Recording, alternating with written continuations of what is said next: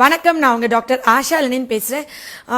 Actually இந்த சீசன்ல வந்து நம்ம நிறைய கேள்விப்படுறோம். 30ல இருந்து 40 வயதுக்குள்ள ஆண்கள் வந்து மாரடைப்புல இறந்து போறாங்க.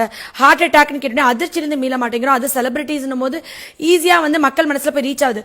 அப்போ அவங்க வந்து செலிபிரிட்டிஸா இருக்கனால லைம் லைட்டுக்கு வர்றது மட்டும் இல்லாம நம்ம வீட்டுல சராசரியா 35-40 வயசுல ஒரு ஆண்கள் இருக்காங்க. நெஞ்சு வலிக்கிறோம், உடனே பயப்படுறோம். எப்படி ஹார்ட் அட்டாக் வந்துடக்கூடாதுன்னு ரொம்ப யோசிக்கிறோம். கடவுள் இது மேபி கிளைமேட் கண்டிஷனா, இந்த சீசனா, இந்த வெயிலா, அதுல பிபி கூடுதா, அதனால ஹார்ட் அட்டாக் வருதா, இந்த டைம்ல நம்ம எடுத்துக்கிற நான்வெஜ் கொலஸ்ட்ரால் ரொம்ப போய் ஹார்ட்ல பிளாக் உண்டாக்குதா, என்ன பண்ணணும்? பால்ல வெள்ளைப்பூண்டு பல் போட்டு கொதிக்க வச்சு குடிக்கணுமா, எள்ளு நிறைய எடுத்துக்கணுமா, ஹார்ட்ல கொழுப்பு அடைக்காம இருக்க என்ன பண்ணணும்னு சொன்னா, ரொம்ப இனிப்பான ரொம்ப ஸ்வீட்டான ஒரு பழம். ஆனா நம்மளுடைய கொலஸ்ட்ராலை குறைச்சு ஹார்ட் அட்டாக் வராம தடுக்குது.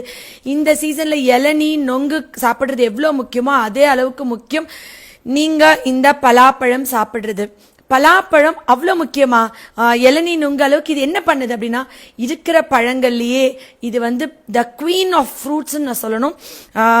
என்ன அப்படின்னு சொன்னா, ஜென்ரலா வந்து ரத்தம் டெஸ்ட் எடுப்பீங்க. ரத்தம் டெஸ்ட் எடுக்கும்போது கொலஸ்ட்ரால் சொல்லக்கூடிய கெட்ட கொழுப்பு எல்டிஎல் கொலஸ்ட்ரால் கூட இருக்கும். ரத்தத்துல ஹோமோசிஸ்டைன் அப்படின்ற ஒரு அமினோ ஆசிட் வந்து ரொம்ப கூட இருக்கும். இந்த ஹோமோசிஸ்டைன் கூட இருந்தா டாக்டர் என்ன சொல்வாங்கன்னா, உங்களுக்கு வந்து ஹோமோசிஸ்டைன் கூட இருந்தா அங்கங்க பிளட் கிளாட் ஆயிரும், உங்களுக்கு வந்து பிளாக் வரும், ஹார்ட் அட்டாக் வரும், ஸ்ட்ரோக் வரும்னு சொல்லுவாங்க. இந்த ரத்தத்துல உள்ள ஹோமோசிஸ்டைன் ஏன் கூடுதுன்னா, விட்டமின் B6, B12, ஃபோலேட் இந்த 3 சத்துக்கும் குறைபாடு இருக்கிறனால தான். இந்த ஹோமோசிஸ்டைன் ரத்தத்துல குறைக்கக்கூடிய ஒரே உணவுப் பொருள் பலாப்பழம்.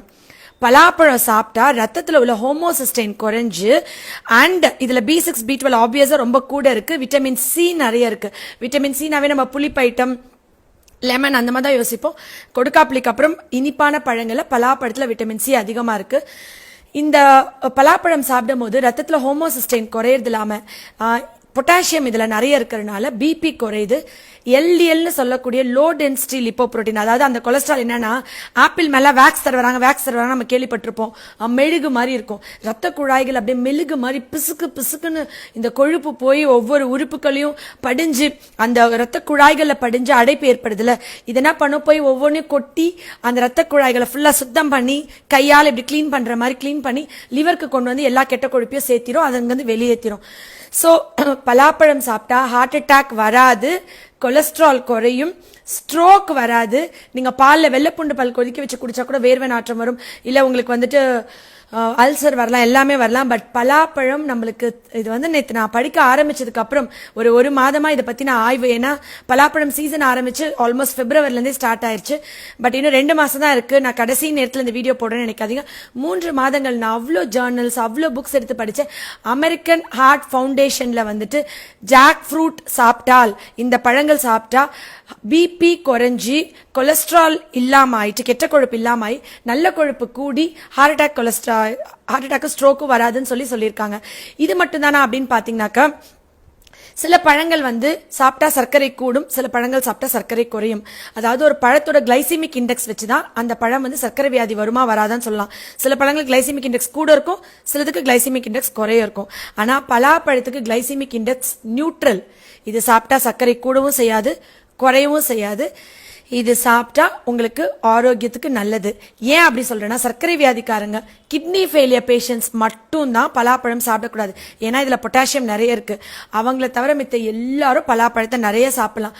உங்களுக்கு ரொம்ப அதிர்ச்சியான ஆச்சரியமான ஒரு விஷயம் சொல்றேன். நான் தினம் ஒரு தண்ணின்னு வீடியோ போட்டேன். அதுல அடுத்த தண்ணி வந்து பலா இலைய வந்து சுடுதண்ணிக்குள்ள போட்டு கொதிக்க வச்சு குடிக்கிற தண்ணி. நீங்க நம்புறீங்களா? 2013 மிகப்பெரிய ஒரு ஆய்வு நடந்திருக்கு. அதுல எலிகளுக்கு இந்த பலா இலைய கொதிக்க வச்சு தண்ணிகள் கொடுக்கும் பொழுது சுகர் இல்லாம ஆயிருக்கு. கொய்யா இலைய கொதிக்க வச்சு குடிச்சா 45 நாள் சுகர் இல்லாம ஆகும்னு சொன்னல, அதை விட 1000 மடங்கு பெனிஃபிட்ஸ் நம்ம பலா இலைக்கு இருக்கு.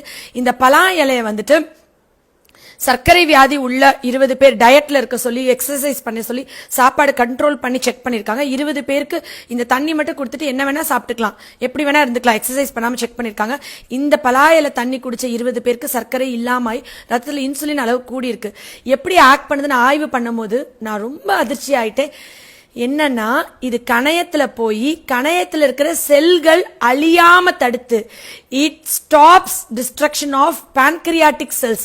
பான்கிரியாஸ்ல இருக்கிற செல் வந்து அழிஞ்சு போயிடாம இது தடுத்து பான்கிரியாஸை இளமையாக்கி இன்சுலின் சுரபியை கூட்டுது. யோசிச்சு பாருங்களேன், அப்பா அம்மாக்கு சுகர் இருந்துச்சு எனக்கு வந்துச்சு, அப்பா அம்மாக்கு சுகர் இருந்துச்சு எனக்கு வந்துச்சுன்னு சொல்றதுக்கு ஒரு வயசு இருக்கு, ஒரு வரம்பு இருக்கு. 55ல இருந்து 60 வயசுல சுகர் வந்துட்டு நம்ம தலைமுறையில 25 வயசு 30 வயசுல வந்துட்டு இந்த சுகர் வந்துட்டு இருக்கு. கொஞ்சம் இருமல் வருது, நம்மளுக்கு வந்து சுகர் வந்துட்டு இருக்கு. அப்ப வருஷம் ஃபுல்லா நம்மளுக்கு இந்த இலை கிடைக்கும். வீட்டை சுத்தி நீங்க பாத்தீங்கன்னா செட்டிநாடுல, நான் காரைக்குடியில இங்க செட்டிநாடுல இருக்கேன், இங்க வந்து வீட்டுக்கு வீடு பலாமரம் இல்லாத வீடே இருக்காது. கேரளால நீங்க பாருங்க, மோஸ்ட்லி நிறைய ஸ்டேட்ஸ்ல பாருங்க இந்த பலாப்பழம் வந்து மரம் வந்து எல்லா வீட்லயும் வச்சிருப்பாங்க.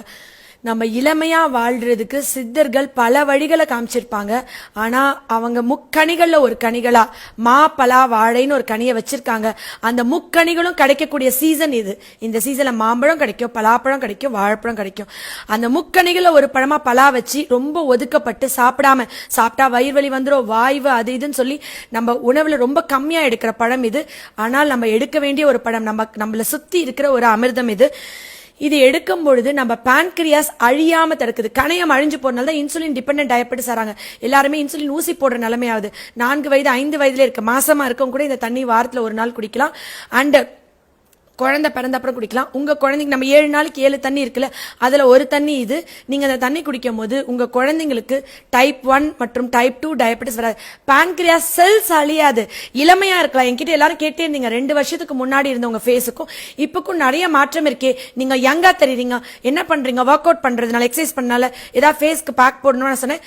ஆமாங்க, நான் வந்து பலாக்கொட்டை பேக் போடுறேன். பலாக்கொட்டையை வந்து நான் அரைச்சு அது தேன் கலந்தோ பால் கலந்தோ இல்ல பால் ஏடு கலந்தோ ஃபேஸ்க்கு போடுறேன். அது சுருக்கம் குறைஞ்சிருக்கு. என்னோட பழைய 2017-18 வீடியோஸ் பாத்தீங்கன்னா நான் வந்துட்டு இங்கெல்லாம் சுருக்கம், தோல் தொங்கி இந்த லிஃப்ட் ஆகி டைட் ஆயிருக்காது, இந்த ஸ்கின் ஒரு மாதிரி சுருக்கம் தெரிஞ்சு ஒரு ஏஜிங் தெரிஞ்சது.